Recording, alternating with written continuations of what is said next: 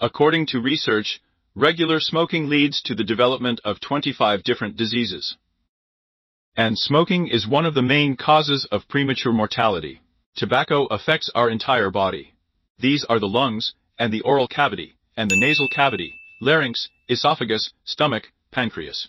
Tobacco also hits the liver, gallbladder, provokes a whole range of types of oncology, affects the cardiovascular system, the skin, and so on and so on. In general, smoking is in fact a voluntary poisoning of oneself. And often not only yourself, but also others, because passive smoking has also been proven to cause enormous harm. But what is going on in the human body that smokes regularly? What specific mechanisms trigger these reactions, and what happens to the smoker's body? We will analyze in detail in this video, so it will be very interesting, useful and informative. Watch the video to the end. So let's go. By the way, friends, be sure to subscribe to my channel and click on the bell too. Don't miss any of my new items. So, point number 1 is, of course, our common longevity. I remember a long time ago, when I was still in school, I clearly remembered the figure regular smoking reduces life expectancy by 10 years. Some years have passed since then, and recently I heard the data of new studies. Regular smoking reduces life expectancy by 14 years. Yes, that's how it turns out that the total life expectancy of non-smokers has increased. But smokers apparently have remained where they are. Therefore, if all people began to live longer, then against this background, smokers began to lag behind even more. Let's move on. The next point is the impact on our lungs. If we look at the structure of mortality from cancer, we will clearly see that there are more than 100 oncological diseases. There are a lot of them, but the most common cause of death from cancer is lung cancer. That is, he holds such a sad palm. And on the other hand, it has been proven that about 90% of people with lung cancer were declared smokers. That is, the connection is obvious. Here you ask, and then how are the remaining 10% distributed? It should also be said here that a significant part of them falls on, for example, interaction with asbestos. This is an extremely harmful carcinogenic substance that people can encounter in harmful production. But the most dominant factor here is smoking. Also, in addition to the risk of cancer, there are a large number of other negative consequences for the lungs. So smokers' lungs function much worse than non-smokers. The bronchi narrow, gas exchange is disrupted, and oxygen deficiency may subsequently develop. Even studies have shown that a 40-year-old smoker's lung condition corresponds to an 80-year-old non-smoker. And as a result, a person develops chronic shortness of breath, cough with sputum, decreased endurance, and constant breathing problems. Asthma, chronic obstructive pulmonary disease. By the way, the latter is the number 3 cause in the structure of world mortality. Yes, we have cardiovascular diseases in the first place, oncology in the second, and chronic obstructive pulmonary disease in the third, which is largely provoked by smoking. Let's move on.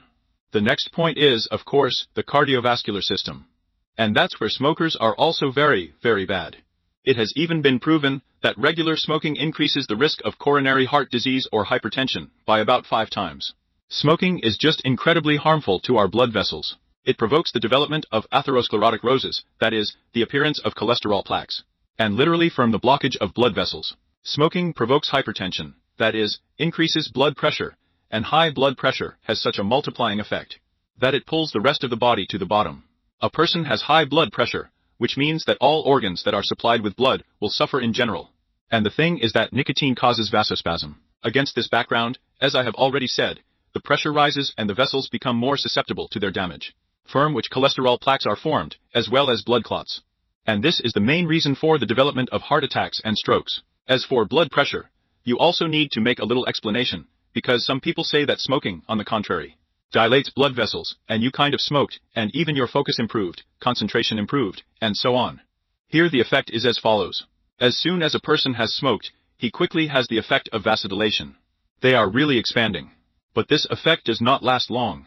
After such a short-term expansion, it is the vasoconstriction that occurs very quickly, which already lasts up to a day. So, in general, according to the sum of the entire chronology, smoking provokes a narrowing of blood vessels, and as a result, a rise in pressure. Let's go further. The next point is the oncological factor. I must say that there is even a certain study where the following information was somewhat conditionally, schematically, but nevertheless indicative.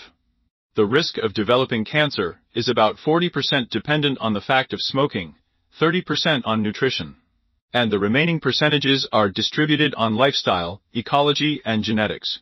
Thus, smoking is the most important and leading factor in the development of cancer.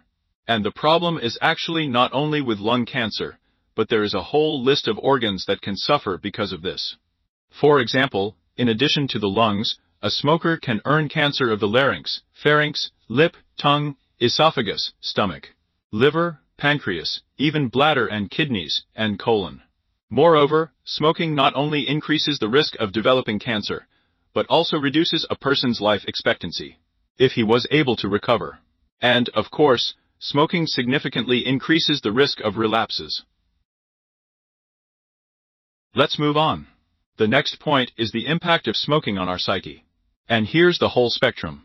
This includes the level of our emotional background, our behavior, the quality of our sleep, as well as the state of our memory and intellectual functions.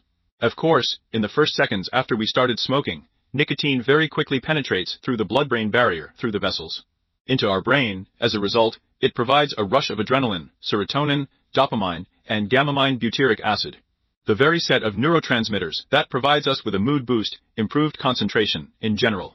For the sake of why people get hooked on smoking. But any psychostimulation has, of course, the opposite effect.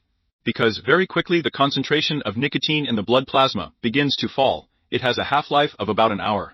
Which is why after an hour a smoker wants to light another cigarette. As a matter of fact, that's why you're in a pack of 20 cigarettes. The marketers have thought everything out very cleverly. Specifically, so that about every 40 minutes a person smokes, and that he leaves conditionally a pack a day. Well, that's how their scientists thought that just under the drop in the concentration of nicotine in the blood, a person would take another cigarette, and buy a pack a day, an ideal marketing solution. And I must say that nicotine is in the top 3 substances that cause the most addictive. I won't even name the first 2 substances, I think you'll guess anyway, because this is a prohibited element. And alcohol, I must say, is not even included in this top 3.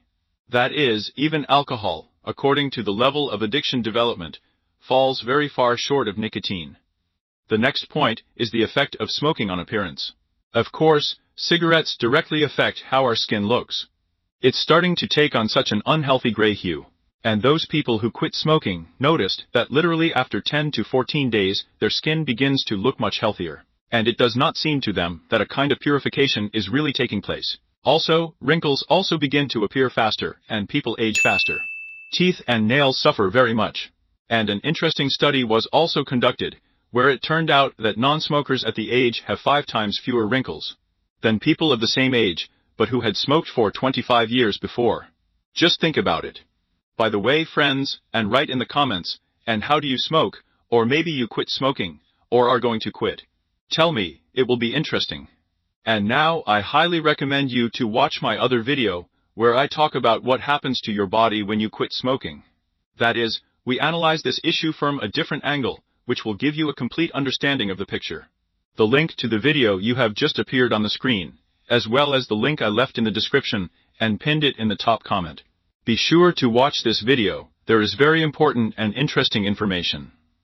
And if you like this video, then like and subscribe to my channel, and we'll see you on that very video about the effect of quitting smoking. See you later.